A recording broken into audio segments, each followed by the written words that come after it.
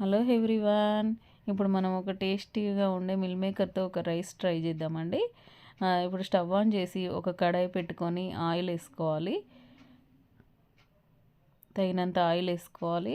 తర్వాత ఆవాలు జీలకర్ర వేసుకోవాలి. ఇప్పుడు చిన్నగా తరిగి పెట్టుకున్న ఉల్లిపాయ ముక్కలు వేసుకోవాలి. కొంచెం కరివేపాకు, 4 పచ్చిమిర్చి చీలికలుగా చేసి వేసుకోవాలి. ఇప్పుడు అల్లం వెల్లుల్లి పేస్ట్ వేసుకోవాలి కొంచెం. ఇది బాగా టేస్టీగా ఉంటుందండి, ఒకసారి ట్రై చేయొచ్చు. పసుపు వేసుకోవాలి. లో ఫ్లేమ్లో పెట్టి బ్రౌన్ కలర్ వచ్చే వరకు వేయించుకున్న తర్వాత హాట్ వాటర్లో తీసుకున్న మిల్ మేకర్ను వేసుకోవాలి. మిల్ మేకర్ని అన్ని దాంట్లో వేసేసేయాలి.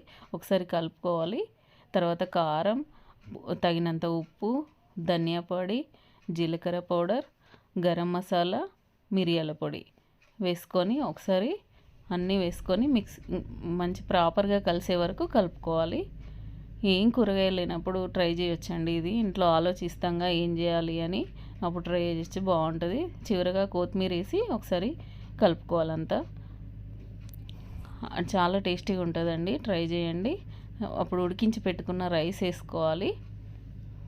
ఒకసారి రైస్ అంతా వేసుకొని మనం ఒకసారి కలుపుకోవాలి. మంచి కలిసేలాగా కలుపుకోవాలి. ఒకసారి ట్రై చేయండి. Thanks for watching. మా వీడియో నచ్చితే షేర్ చేయండి, లైక్ చేయండి, సబ్స్క్రైబ్ చేయండి.